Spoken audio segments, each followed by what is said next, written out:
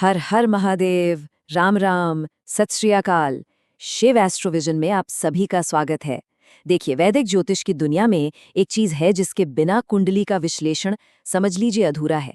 वो है वो पल जब आत्मा ने इस जीवन में पहली सांस ली। इसे हम कहते हैं लग्न, किसी के भी अस्तित्व का कॉस्मिक ब्लूप्रिंट। तो चलिए आज इसी के रहस्यों को परत दर परत खोलते हैं।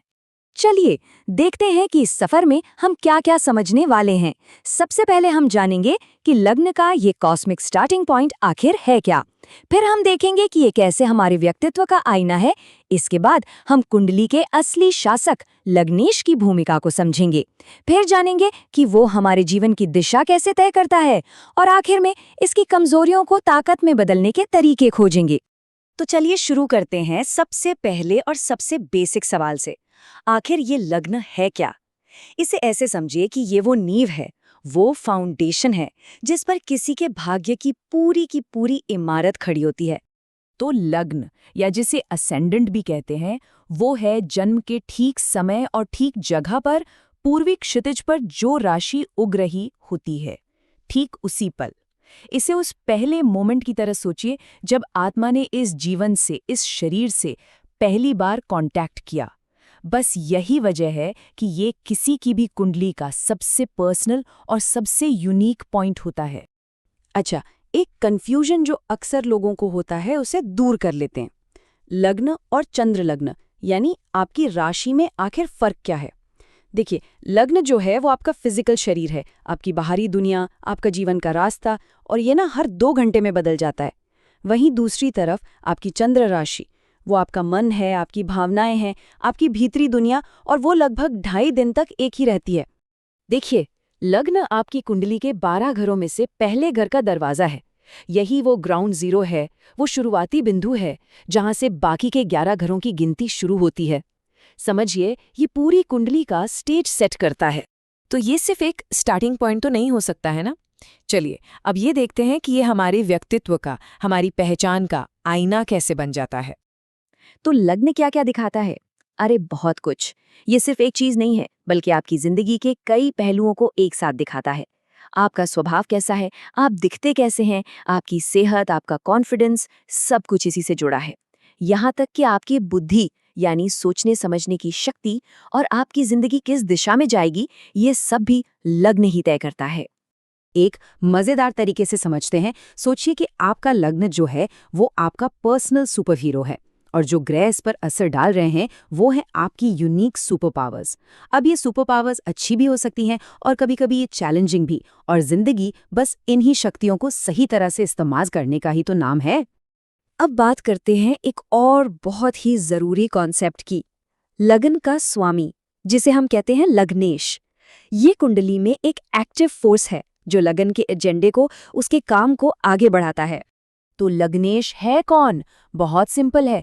जो भी राशि आपके लग्न में है, उस राशि का जो स्वामी ग्रह है वही लग्नेश है। जैसे अगर आपका लग्न मेष है तो मेष का स्वामी कौन? मंगल। तो मंगल हो गया आपका लग्नेश, और यही ग्रह आपकी पूरी कुंडली का, समझिए, कैप्टन बन जाता है। लग्नेश इतना ज्यादा जरूरी क्यों है? इसका महत्व आप इसी बात से समझ सकते हैं कि महान ग्रंथ बृहद पाराशर होरा शास्त्र में ऋषि पाराशर खुद कहते हैं कि अगर लग्नेश मजबूत होके कुंडली के केंद्र भावों में बैठ जाए ना, तो वो अकेला ही सारे दोषों को खत्म कर सकता है। ठीक वैसे ही जैसे भगवान शिव ने एक ही पल में राक्षसों के 3 शहरों का विनाश कर दिया था।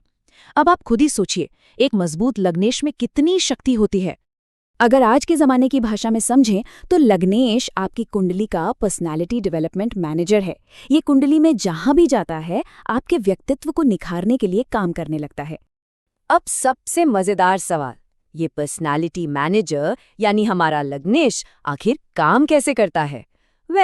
कुंडली में वो कहाँ बैठा है, बस यही बात तय कर देती है कि आपकी जिंदगी का फोकस कहाँ रहने वाला है। इसे गांठ बांध लीजिए।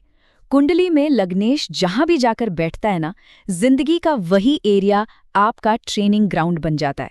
आपके व्यक्तित्व का सबसे ज्यादा विकास वहीं होगा, और जिंदगी के सबसे जरूरी सबक भी आप वहीं सीखेंगे। तो जब लग्नेश अच्छी जगह पर होता है, मतलब कुंडली के मजबूत घरों में, जैसे केंद्र या त्रिकोण में, तो नतीजे भी शानदार होते हैं। जैसे पहले घर में हो तो क्या कहने, गजब की सेहत और ऊर्जा देता है। 5वें घर में हो तो इंसान बहुत बुद्धिमान होता है। 9वें में बैठ जाए तो भाग्य हमेशा साथ देता है। और 10वें में तो करियर में जबरदस्त सफलता मिलती है। लेकिन अगर लग्नेश चुनौतीपूर्ण घरों में, जिन्हें हम दुस्थान भी कहते हैं, वहां चला जाए तो जिंदगी कुछ मुश्किल सबक सिखाती है। जैसे छठे घर में ये सेहत से जुड़ी परेशानियां या कर्ज दे सकता है। 8वें घर में होने से रहस्यमयी चीजों में दिलचस्पी तो होती है, लेकिन साथ ही मुश्किलें भी आती हैं। और 12वें घर में इंसान के अपने ही फैसले उसके लिए मुसीबत बन सकते हैं। चलिए अब हम अपने आखिरी हिस्से पर आते हैं। यहाँ हम ये समझेंगे कि जब लग्न कमजोर हो तो क्या होता है, और सबसे जरूरी बात, उसे मजबूत कैसे किया जा सकता है। तो सवाल ये उठता है कि अगर किसी के इस कॉस्मिक ब्लूप्रिंट में ही कोई कमी रह जाए तो क्या?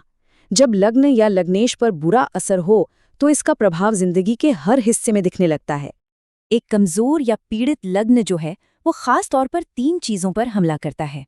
पहला, आपका विवेक, यानी सही और गलत में फर्क करने की ताकत। दूसरा, आपकी सेहत। और तीसरा, समाज में आपकी इज्जत और इमेज। लेकिन घबराने की बात नहीं है। अच्छी खबर ये है कि ये कोई पत्थर की लकीर नहीं है। आपके लगन को हर रोज, जी हाँ, हर रोज पोषण की जरूरत होती है। और सही कोशिशों से एक कमजोर लगन को भी ताकतवर बनाया जा सकता है। इसे मजबूत करने के कुछ बहुत ही सरल उपाय हैं।